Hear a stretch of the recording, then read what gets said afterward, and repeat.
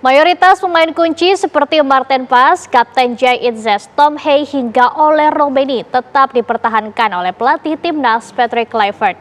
Namun absennya Ragnar Oratmangun menjadi salah satu kejutan pemirsa. Lantas akan seperti apa ketajaman dari skuad ini? Untuk membahasnya langsung saja kita akan berdialog dengan pelatih yang juga mantan pemain timnas Jajang Nurjaman yang akrab kita sapa Coach Jajang. Selamat malam Coach Jajang. Selamat malam. Assalamualaikum warahmatullahi wabarakatuh. Waalaikumsalam warahmatullahi wabarakatuh. Coach, dalam laga lalu Ragnar Oratmangun ini menjadi pemain kunci untuk membangun serangan Indonesia ke Bahrain. Dan kini Ragnar absen. Akan seperti apa Coach ketajaman di lini depan? Saya pikir dalam skuad PSSI yang dipanggil untuk menghadapi China ini ada beberapa nama baru yang dipanggil, khususnya untuk lini depan. Ada Yakob Sayuri, kemudian ada juga Lili Pali.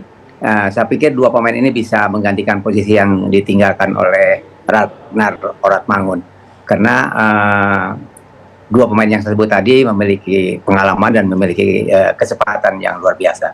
Saya pikir sangat mungkin ya pelatih Patrick Kluivert akan memasangnya pada laga melawan Cina nanti. Baik, kalau gitu sebenarnya Ragnar Oratmangun ini apa posisinya dalam tim dan juga apa keunggulan yang dimiliki Ragnar Oratmangun, Coach?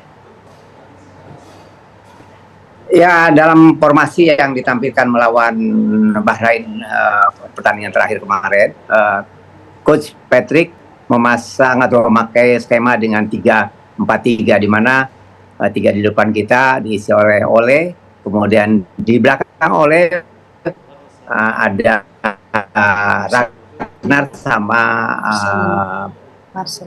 Marcelino Ferdinand. Nah, posisi yang diperankan oleh Ragnar ini ada di belakang Ole. 3 di depannya itu tidak seperti Ragnar dengan Marcelino ada di Ole. Itu posisi yang diperankan Bahrain kemarin. Seperti itu, Mbak. Baik, salah satu yang dipanggil oleh Patrick juga adalah Stefano Lillipali. Anda sebagai pengamat dan juga dulu pernah sebagai pelatih, bagaimana Anda menilai permainan dari Stefano Lillipali ini dan kenapa kira-kira ini bisa untuk menggantikan posisi Ragnar Oratmangun? Ya, kita tahu bahwa Lillipali adalah pemain yang cukup berpengalaman, cukup lama bermain di Liga Indonesia dan punya skill yang mumpuni. Saya pikir tapi belakangan ini di Borneo sendiri memang jarang menjadi pilihan utama, dan Borneo sendiri lebih banyak memerankan atau memainkan Peralta dengan Muhammad Syihran. Seperti tadi saya melihat Borneo bermain tadi, Lillipali baru masuk di menit ke-7-an seperti itu. Tapi saya pikir tidak mengurangi dari kemampuan Lillipali yang pasti akan memberikan kontribusi yang positif buat timnas ketika Coach Patrick Kluivert memberikan kepercayaan kepada Lillipali. Baik, kemudian ini Asnawi Mangkualam juga dipanggil oleh Patrick Kluivert. Ini kira-kira apa yang diharapkan oleh Patrick Kluivert dari Asnawi Mangkualam sendiri, Coach? Ya, Asnawi juga pemain yang cukup berpengalaman di timnas, Pak. Bahkan di sebelum-sebelumnya selalu menjadi kapten timnas. Dan dalam 2 bulan terakhir, penampilan Asnawi di Liga Thailand menunjukkan perform yang luar biasa sehingga Patrick memanggilnya. Saya pikir untuk mengisi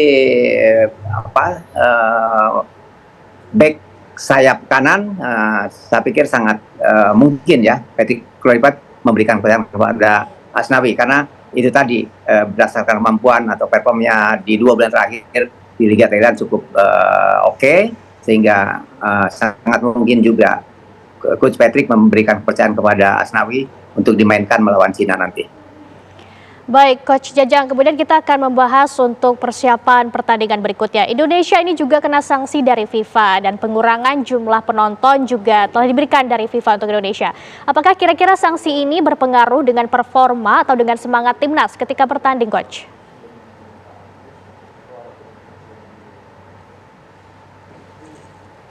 sangat penting. Kita penting sekali untuk meraih 3 poin, sehingga pasti siapapun pemainnya diturunkan oleh pelatih Patrick Kluivert pasti akan memberikan 100%. Artinya mereka akan berjuang maksimal untuk meraih 3 poin.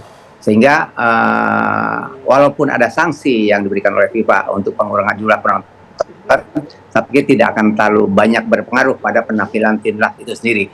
Yang akan terasa paling kemeriahan di stadion akan berkurang ya dengan jumlahnya atau dengan berkurangnya jumlah penonton. Itu saja Pak. Tapi kalau kepada penampilan tim di lapangan, saya pikir tidak akan berpengaruh banyak begitu Mbak. Baik, dan tentunya melawan Cina ini tentunya menjadi harapan ya bagi Indonesia dan juga peluang baru bagi Indonesia untuk bisa menambah poin. Nah, menurut Anda nih Coach Jajang, apa yang kira-kira menjadi tantangan besar atau justru peluang besar skuad Garuda dalam melawan Cina?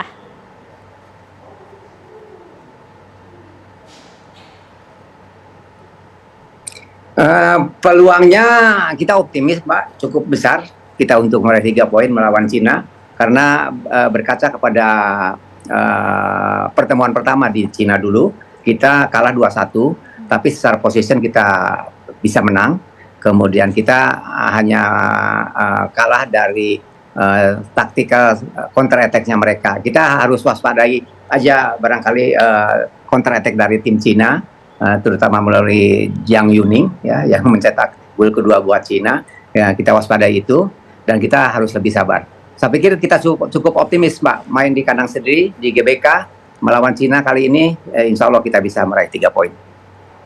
Baik, terima kasih banyak Coach Jajang. Tentunya kita berharap ya dan kita optimis bahwa skuad Garuda akan memberikan yang terbaik untuk kita di laga berikutnya. Terima kasih Coach Jajang Nurjaman atas informasi Anda. Selamat malam, selamat beraktivitas kembali. Sama-sama, selamat malam.